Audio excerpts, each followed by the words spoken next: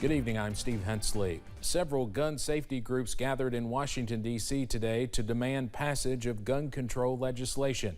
They are responding to multiple deadly mass shootings during the past few weeks. Tomorrow, thousands are expected to rally in the nation's capital and around the country, led by March for Our Lives, the group founded by survivors of the 2018 Parkland, Florida high school massacre. CBS's Serena Marshall has more from Washington.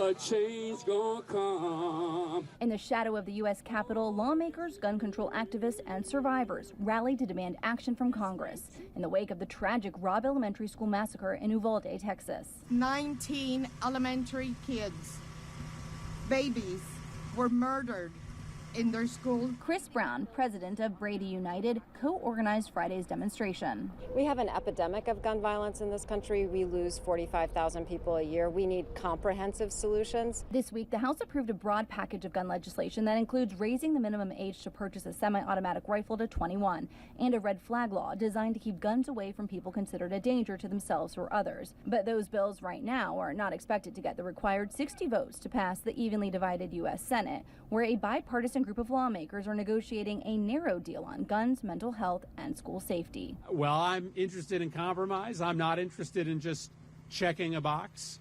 I'm not interested in doing something unless that something is going to save lives. Friday's rally also featured a letter writing station where participants crafted notes that will be delivered directly to members of the Senate. I really hope that we'll hear a framework announcement very soon. Preparations are also underway in Washington for the second March for Our Lives rally on Saturday. It'll be led by a group of survivors of the 2018 Marjory Stoneman Douglas High School mass shooting in Parkland, Florida. They say this time feels different. I think the movement has become substantially more inclusive. There are gun owners that are with us. There are Republicans that are with us. Thousands of Americans are expected to participate in Saturday's demonstrations in the nation's capital and around the country. Serena Marshall, CBS News, Washington. As the nation's capital prepares for multiple peaceful demonstrations in the coming weeks, Washington, D.C.'s U.S. Attorney and FBI field office have released a general statement saying they will not tolerate violence or trespassing on government property.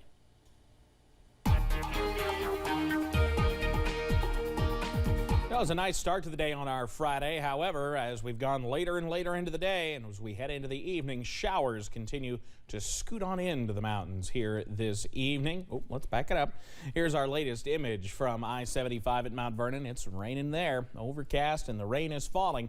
We are continuing to see that push through Mountain Parkway at Slade. There's rain on the camera lens. They're getting maybe a little bit of a break right now, but we're going to continue to see more of that overnight, or really through the evening and into the overnight. Where it hasn't rained yet, Jacksboro's knocking on 80's door.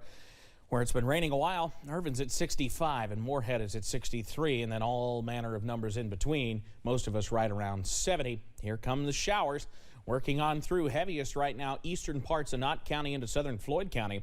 Over the next little bit, some steady rain from Salyersville up to West Liberty. Everything here is going to continue to scoot off to the east and work on the dry air is going to work on some of this. You see it kind of splitting into two separate areas. That's something we'll watch throughout the evening. Otherwise, if you have dinner time plans, make sure they're indoors. It's going to be soggy out there tonight. Temperatures in the middle and even lower 70s as this rain works through.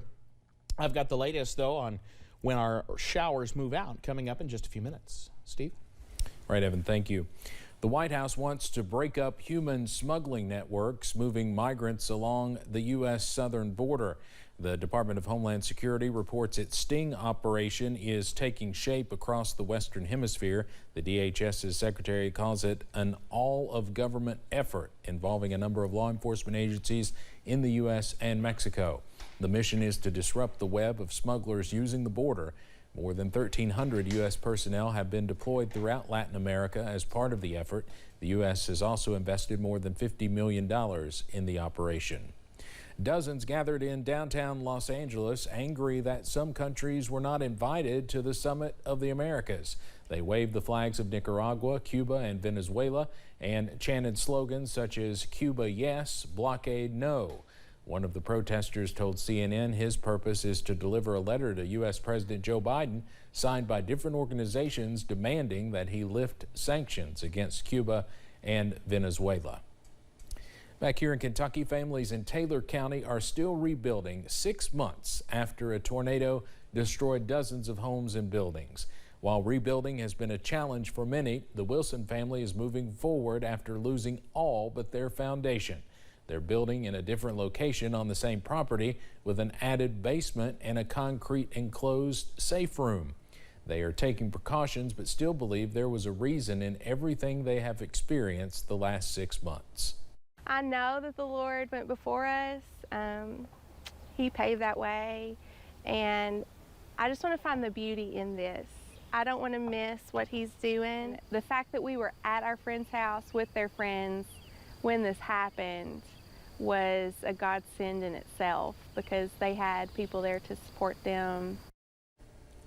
Wilson hopes their new home will be finished by Christmas. The countdown to Juneteenth is on, and the city of Lexington announced its celebrations today. Douglas Park, one of the first African-American parks in central Kentucky, will be the backdrop of some of Lexington's Juneteenth celebrations. The background of Juneteenth and African-American history will be celebrated at family-friendly festivals, historical reenactments, and poetry readings. Mayor Linda Gorton said Juneteenth kicks off a lot of summer celebrations, adding the city did not have to cut back on spending for these events or July 4th festivities. We were able to do that this year and work it into our budget, and it's a good thing. 4th of July will be coming up right away, and we have all the full activities. There are a number of Juneteenth events happening next weekend. A spokesperson for Lexington PD said officers are aware of the events and plan on having extra patrols there to monitor. The U.S. is set to honor the first woman of color elected to Congress. Lawmakers will unveil a portrait of late Representative Patsy Mink later this month in the U.S. Capitol. The Hawaii Democrat was elected in 1965 and served for decades in Congress. She advocated for women's rights and social justice issues. For instance, she championed the passing of Title IX, which bans sex discrimination in education. Mink died in 2002. The portrait is scheduled to be unveiled on June 23rd. Auto insurance rates are not immune to inflation, as experts say the price for many will rise in 2022. Consumer investigator Rachel DePompa offers ways to cut your car insurance costs in this Watching Your Wallet. Record high gas prices are forcing some commuters to rethink their budget. There's a lot of other things I can't do because I have to pay for gas. And the cost of diesel is making it more expensive for trucking companies to ship goods to stores. That will. All right, that was obviously the wrong story there. We'll try to get back to that at some point. Moving on, this Sunday, take a trip back in time to 1972. Popeyes is celebrating 50 years, selling 2 pieces of its bone-in chicken for just 59 cents, the same price it sold for when it opened. The week-long deal starts June 12th, the official anniversary, and comes with a $5 order minimum. The chicken chain plans to announce more celebration deals as the month continues.